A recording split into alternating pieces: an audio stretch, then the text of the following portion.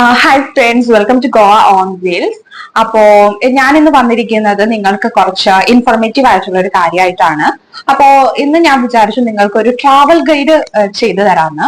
അപ്പോ നിങ്ങൾ ഗോവയിൽ വരുമ്പോ സൗത്ത് ഗോവയിലായാലും നോർത്ത് ഗോവയിലായാലും കുറെ അധികം പ്ലേസസ് ഉണ്ടല്ലേ കാണാനായിട്ട്. അപ്പൊ നിങ്ങളെ കൊണ്ട് ഒരു ഒന്നോ രണ്ടോ മൂന്നോ ദിവസത്തിൽ വരുന്ന ആളുകൾക്ക് എല്ലാം കവറപ്പ് ചെയ്യാനായിട്ട് പറ്റുന്നുണ്ടാവില്ല. അപ്പൊ ഞാൻ വിചാരിച്ചു അതിന് നിങ്ങൾക്ക് പിന്നെ നിങ്ങൾ ആ ഒരു ടൈമിൽ നോക്കുമ്പോ ഏത് പ്ലേസിൽ പോകണേ, ഇപ്പൊ നിങ്ങൾക്കൊരു ടൂറിസ്റ്റ് ഗൈഡ് ഒക്കെ ഉണ്ടെങ്കിൽ നിങ്ങൾക്ക് എപ്പോഴും കണ്ട് ആൾക്കാർ കൂടുതൽ പോകുന്ന ആ സെയിം പ്ലേസസ് തന്നെയായിരിക്കും എല്ലാവരെയും കൊണ്ട് പോകുന്നത്. കാരണം അതായിരിക്കും ചിലപ്പോൾ അടുത്തൊക്കെ ഉള്ളതെന്ന് പറഞ്ഞിട്ട് എല്ലാവരും ആ സെയിം ബീച്ചസിലേക്കൊക്കെ തന്നെയായിരിക്കും പോകുന്നത്. അപ്പൊ ഞാൻ വിചാരിച്ചു, ഞാൻ ഇവിടെ ഗോവയിലായതുകൊണ്ട് തന്നെ ഞാൻ ഒരു മിക്ക പ്ലേസസ് ഇപ്പൊ കവർ ചെയ്തിട്ടുണ്ട്, കണ്ടിട്ടുണ്ട്. അപ്പോ എനിക്ക് അതിനകത്ത് ഏറ്റവും ഇഷ്ടപ്പെട്ട പ്ലേസസ് പോയി നിങ്ങൾക്ക് പറഞ്ഞു തരാമെന്ന് വിചാരിച്ചു. കണ്ടതും അല്ലാതെ കാണാത്തതും ആണെങ്കിൽ ഞാൻ കുറെ റിസർച്ച് ചെയ്തിട്ട് ഞാൻ എടുത്ത ഒരു 10 must visit places in south Goa, അതാണ് ഞാൻ ആദ്യം പറയുന്നത്. നോർത്ത് ഗോവയിലും ഇതേപോലെ തന്നെ ഞാൻ മോസ്റ്റ് ബ്യൂട്ടിഫുൾ പ്ലേസസ് ഞാൻ അടുത്ത വീഡിയോയിൽ ചെയ്യാം. അപ്പോൾ ഇതേപോലെയുള്ള ട്രാവൽ വീഡിയോസും ട്രാവൽ ഗൈഡിനുമായിട്ട് ഞങ്ങളുടെ ചാനൽ സബ്സ്ക്രൈബ് ചെയ്യണം കേട്ടോ. എല്ലാവരും ലൈക്ക് ചെയ്യണം, പിന്നെ സബ്സ്ക്രൈബ് ചെയ്തിട്ട് ആ ബെൽ ബട്ടണും കൂടി അമർത്തിയിട്ടുണ്ടെങ്കിൽ ഞാൻ ഇടുന്ന എല്ലാ വീഡിയോസും നിങ്ങൾക്ക് മറക്കാതെ കിട്ടും, അതിന്റെ നോട്ടിഫിക്കേഷൻ കിട്ടും. അപ്പോ ഇതിനകത്ത് ഫസ്റ്റ് പ്ലേസ് വരുന്നത് കോല ബീച്ച് ആണ്. കോല ബീച്ച് വരുന്നത് സൗത്ത് ഗോവയിലാണ്. നമ്മളിപ്പോ മഡ്ഗാവ് സ്റ്റേഷനിലാണ് നിങ്ങൾ ഇറങ്ങുന്നതെങ്കിൽ മഡ്ഗാവ് സ്റ്റേഷനിൽ നിന്ന് ഏകദേശം ഒരു 32 കിലോമീറ്റർ ആണ് വരുന്നത്. അതായത് ഏകദേശം ഒരു 45 to 1 hour ട്രാവൽ ചെയ്യണം. അപ്പോ ഈ ബീച്ചിന്റെ പ്രത്യേകത എന്ന് വെച്ചിട്ടുണ്ടെങ്കിൽ നല്ല കാം ആൻഡ് പീസ് ആയിട്ടുള്ള നല്ലൊരു ബീച്ചാണ്.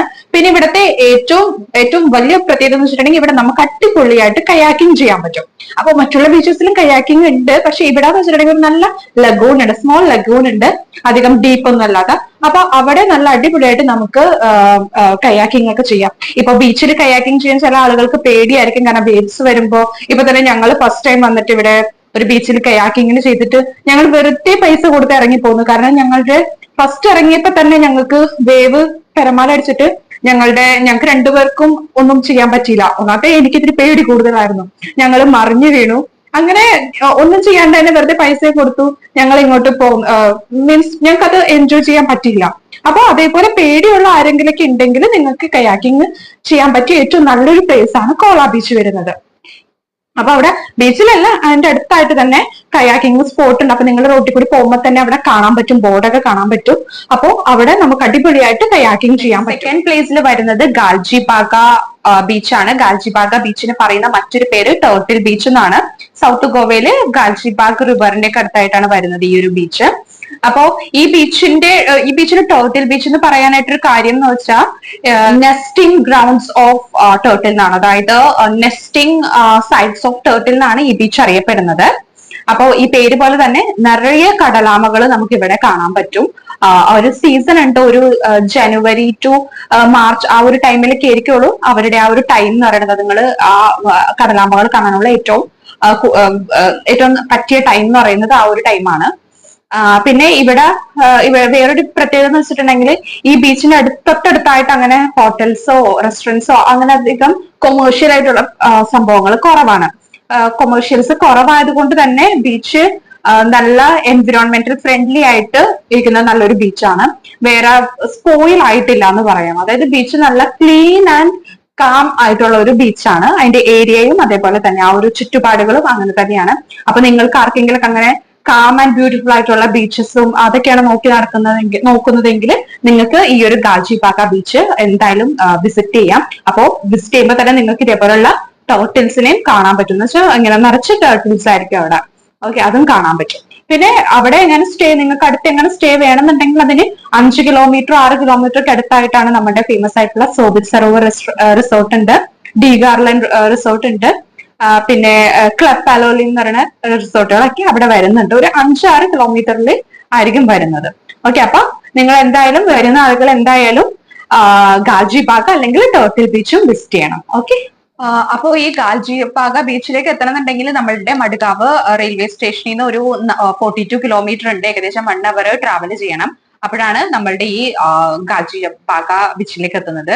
അപ്പൊ ഞാൻ ഇതുകൊണ്ട് ഉദ്ദേശിക്കുന്നത് വെച്ചിട്ടുണ്ടെങ്കിൽ നിങ്ങൾ കൂടുതലും പെട്ടെന്ന് വന്ന് പോകുന്ന ആളുകൾക്കാണെങ്കിൽ ചിലപ്പോ ഈ ഒരു പ്ലേസസ് ഒക്കെ അങ്ങോട്ട് എക്സ്പ്ലോർ ചെയ്യാൻ പറ്റില്ലായിരിക്കും, ടൈം കുറച്ച് എടുക്കും, അതുകൊണ്ട് പറ്റില്ലായിരിക്കും.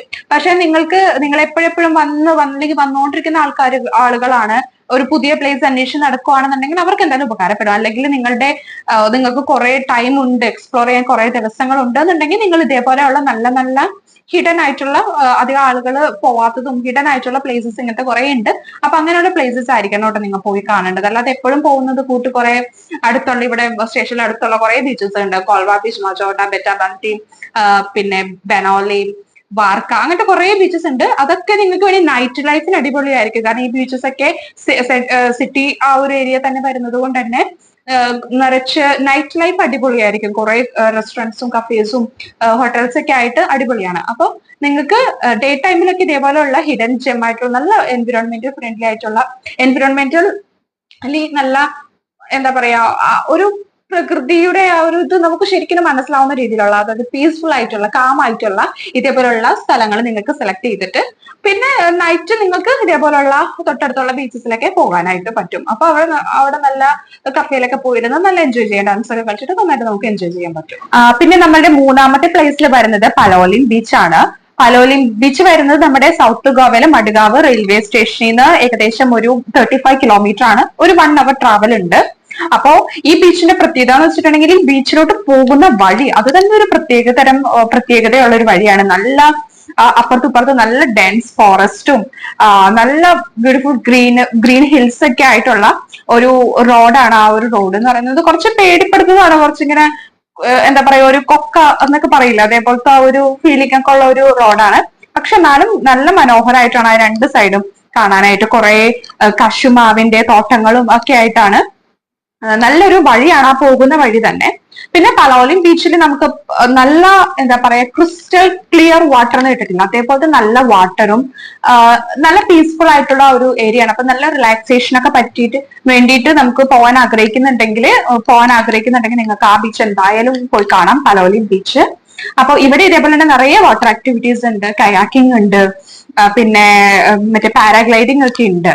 അപ്പോ പിന്നെ വാട്ടർ ബോട്ടുകൾ, മറ്റേ ബോട്ട്സില്ലേ, ബോട്ടും അങ്ങനെ കുറെ സംഭവങ്ങളൊക്കെ ഇവിടെ ഈ ഒരു ബീച്ചിൽ അവൈലബിൾ ആണ്. പിന്നെ ഒരു പ്രത്യേകത വെച്ചിട്ടുണ്ടെങ്കിൽ ഈ ബീച്ചിൽ നമുക്ക് യോഗ പിന്നെ വെൽനസ് സെന്ററുകൾ അടുത്തായിട്ടുണ്ട് ഈ ബീച്ചിന്റെ അടുത്തായിട്ട്. കാരണം ഫോറിനേഴ്സ് വന്നിട്ട് അവർ കൂടുതലും ഇതേപോലെയുള്ള സംഭവങ്ങളിൽ കോൺസെൻട്രേറ്റ് ചെയ്യുന്നുണ്ട്. അപ്പൊ ഈ യോഗ വെൽനസ് സെന്ററുകൾ കൂടുതലാണ്. അപ്പൊ നിങ്ങൾക്ക് അതൊക്കെ എക്സ്പ്ലോർ ചെയ്യാൻ താല്പര്യം ഉണ്ടെന്നുണ്ടെങ്കിൽ അവരുടെ ക്ലാസ്സസിനും വർക്ക്ഷോപ്പിലൊക്കെ നിങ്ങൾക്കും പങ്കെടുക്കാനായിട്ട് പറ്റും. അവിടെ അടുത്തായിട്ട് കുറെ അങ്ങനത്തെ സംഭവങ്ങളുണ്ട്. പിന്നെ നല്ല നല്ല റെസ്റ്റോറന്റുകളും കഫേസും ഉണ്ട്. അപ്പോ റെസ്റ്റോറന്റുകൾ ഞാനിവിടെ കാണിക്കാം, പേരുകളൊക്കെ ഞാനിവിടെ കാണിക്കാം. അപ്പോ അതേപോലെ നല്ല റെസ്റ്റോറന്റുകളും നല്ല ഫുഡും ഒക്കെ നമുക്ക് അവിടെ കിട്ടും. നല്ല ഫിഷ് താലിയും ഗോവൻസിന്റെ സ്പെഷ്യൽ ലോക്കൽ ഫുഡുകളൊക്കെ നമുക്ക് ഇവിടുന്ന് കഴിക്കാൻ പറ്റും. അപ്പൊ നിങ്ങൾ ഇവിടെ എക്സ്പ്ലോർ ചെയ്യണം. ഫുഡൊക്കെ മെയിൻ ആയിട്ടും കഴിക്കണം കേട്ടോ. ലഞ്ചൊക്കെ ഫിഷ് താലിയൊക്കെ എന്തായാലും കഴിക്കണം. പിന്നെ ഇവിടെ കുറെ നല്ല നല്ല റിസോർട്ടുകൾ ഉണ്ട് നമുക്ക് സ്റ്റേ ചെയ്യാനായിട്ട്. ഇവിടെ അടുത്തായിട്ടാണ് ഡി ഗാർലൻഡ് ഉള്ളത്.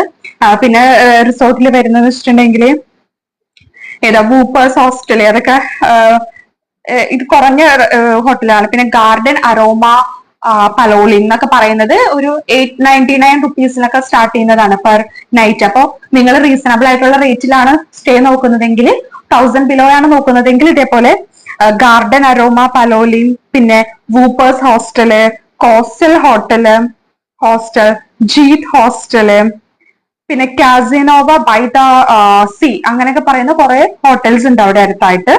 അപ്പൊ ഇതൊക്കെ റീസണബിൾ ആയിട്ട് വരുന്ന ഇതാണ്. ഒരു 1500 ബിലോ ആയിട്ട് വരുന്നതാണ്. പിന്നെ നല്ല കുറച്ച് 3 സ്റ്റാർ 4 സ്റ്റാർ വേണമെന്നുണ്ടെങ്കിൽ ഓക്സിജൻ എന്ന് പറയുന്ന റിസോർട്ട് ഉണ്ട്. ഓക്സിജൻ പലോലിം എന്ന് പറയുന്നത് ഒരു 7000 എബവ് ആണ്. പിന്നെ ഹിൽ ടോപ്പ് സീ വ്യൂ എന്ന് പറയുന്നത് ഉണ്ട്, എബവ് 4000 ആണ് വരുന്നത്. പലോലിം ബീച്ച് റിസോർട്ട് ഉണ്ട്, 5000 എബവ് ആണ് വരുന്നത്. അപ്പോ പിന്നെ നിങ്ങൾക്ക് നല്ല ഫോട്ടോഷൂട്ടിനൊക്കെ പറ്റിയൊരു ഏരിയ ആണ് കേട്ടോ പലോലിം ബീച്ച് എന്ന് പറയുന്നത്. അപ്പോ ഇത്രയൊക്കെയാണ് പലോലിം ബീച്ചിനുള്ളത്. കൂടുതൽ ഇതിന്റെ എന്തെങ്കിലുമൊക്കെ ലൊക്കേഷനൊക്കെ വേണമെങ്കിൽ ഞാൻ ഡിസ്ക്രിപ്ഷനിൽ കൊടുക്കാം കേട്ടോ. അപ്പോ നാലാമത്തെ പ്ലേസിൽ വരുന്നത് കാബ്ദിറാമയാണ്. കാബ്ദിറാമ ബീച്ചും പിന്നെ കാബ്ദിറാമ വ്യൂ പോയിന്റ്, കാബ്ദിറാമ ഫോർട്ട്. അപ്പൊ നിങ്ങൾ കാബ്ദിറാമയിലേക്ക് പോവുകയാണെങ്കിൽ ഈ ഒരു ഫുൾ ഏരിയ നിങ്ങൾക്ക് കവർ ചെയ്യാൻ പറ്റും. അപ്പോ ഈ ഒരു പ്ലേസ് എന്ന് പറയുന്നത് നമ്മൾ അറബിക്കടലിന്റെ അറബിക്കടലിനെ അത്രയും മനോഹരമായിട്ട് അല്ലെങ്കിൽ അത്രയും ബ്യൂട്ടിഫുൾ ആയിട്ട് കാണുന്നുണ്ടെങ്കിൽ നിങ്ങൾ ഈ കാപ്തിറാമ വ്യൂ പോയിന്റിൽ നിന്ന് നോക്കണം. ഞാൻ ഇതിന്റെ ലോങ് വീഡിയോ ഓൾറെഡി ചെയ്തിട്ടുണ്ട്. കാപ്തിറാമ ഞങ്ങൾ പേഴ്സണലി വിസിറ്റ് ചെയ്തിട്ട് അതിന്റെ വീഡിയോയും ചെയ്തിട്ടുണ്ടായിരുന്നു. അപ്പൊ നിങ്ങൾക്ക് ആ വീഡിയോ കണ്ടിട്ടുണ്ടെങ്കിൽ മനസ്സിലാവും എത്ര ബ്യൂട്ടിഫുൾ ആണ്, എന്തോരം ടൂറിസ്റ്റുകളാണ് അവിടെ അത് അറിഞ്ഞു കേട്ട് വരുന്നത് എന്ന്. കാരണം കുറച്ച് ഡിസ്റ്റൻസ് ഉണ്ട് നമ്മളുടെ മഡ്ഗാവ് സ്റ്റേഷനിൽ നിന്നാണെന്നുണ്ടെങ്കിൽ കാപ്തിറാമയിലേക്കും ഏകദേശം ഒരു 45 മിനിറ്റ്സ് ഒക്കെ ഉണ്ടാകും. പക്ഷെ അതിന്റെ ഭംഗി നിങ്ങൾ അവിടെ ചെന്നിട്ടുണ്ടെങ്കിലായിരിക്കും മനസ്സിലാവും അതിന്റെ ഭംഗി എത്രത്തോളം മനോഹരാണെന്നുള്ളത്.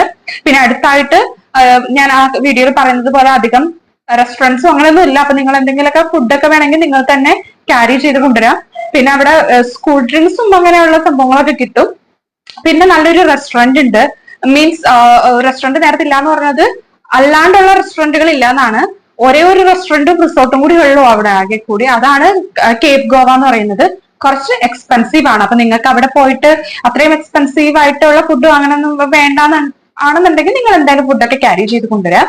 കേപ്പ് ഗോവയില് നല്ല എന്താ പറയാ നല്ല ജോയ്ഫുൾ ആയിരിക്കും കേട്ടോ. കാരണം അവിടെ ഞങ്ങൾ ലാസ്റ്റ് ടൈം പോയപ്പോ നല്ല പാട്ടും അതൊക്കെ ആയിട്ട് നല്ല ഒരു റെസ്റ്റോറന്റ് ആയിരുന്നു. പിന്നെ അവിടുത്തെ റിസോർട്ടുകൾ ഉണ്ട്, നല്ല ഹട്ട്സ് ആണ്, നല്ല വുഡൻ ഹട്ട്സ്. അപ്പൊ ആ ഹട്ട്സിലൊക്കെ നമുക്ക് നിൽക്കുകയാണെന്നുണ്ടെങ്കിൽ ഇപ്പൊ ഹണിമൂണിനൊക്കെ വേണ്ടി വരുന്ന ആളുകൾക്കാണെന്നുണ്ടെങ്കിൽ ഇതേപോലെ ഏരിയാസ് സെലക്ട് ചെയ്യാം. കാരണം അധികം ആളുകളുടെ ശല്യങ്ങളൊന്നും ഇല്ലാണ്ട് ആകെ കൂടി അവിടെ ആ ഒരു റിസോർട്ട് മാത്രമേ ഉള്ളൂ. അപ്പോ അതുകൊണ്ട് തന്നെ വേറെ പ്രശ്നങ്ങൾ വേറെ എന്താ പറയാ നമ്മളുടെ സിറ്റി ലൈഫിനോട് വളരെ മാറിയിട്ടുള്ള ഒരു ഏരിയ ആണത്. വളരെ ഡിസ്റ്റൻസിലുള്ള ഒരു ഏരിയ ആണ്. അപ്പൊ നിങ്ങൾക്ക് എന്തായാലും അവിടുത്തെ ആ ഒരു ബ്യൂട്ടി എന്തായാലും ഇഷ്ടപ്പെടും. അപ്പൊ കാപ്തിറാമ നിങ്ങൾ എന്തായാലും മറക്കാതെ വിസിറ്റ് ചെയ്യണം കേട്ടോ. എന്റെ കാപ്തിറാമനെ പറ്റിയിട്ടുള്ള കൂടുതൽ വിവരങ്ങൾ അറിയണമെന്നുണ്ടെങ്കിൽ എന്റെ ലോങ് വീഡിയോ പോയി കാണുക കേട്ടോ. അപ്പോ നെക്സ്റ്റ് 5th പ്ലേസിൽ വരുന്നത് സലോലിം ഡാം ആണ്. സലോലിം റിവറിലാണ് ഈ ഒരു ഡാം വരുന്നത് സൗത്ത് ഗോവയില്. അപ്പോ ഈ ഡാം ഞാൻ സെലക്ട് ചെയ്യാൻ കാരണം എന്ന് വെച്ചിട്ടുണ്ടെങ്കിൽ ഈ ഡാമിന്റെ ഷേപ്പ് ആണ് ഒരു യു ഷേപ്ഡ് സ്പിൽവേ ആണ് ഇതിനുള്ളത്. അത് ഈ പിക്ചറിൽ കാണുന്നത് പോലെ തന്നെ നല്ല ഭംഗിയാണ്, നല്ല മനോഹരമായിട്ടുള്ള ഒരു ഡാമാണ് കേട്ടോ.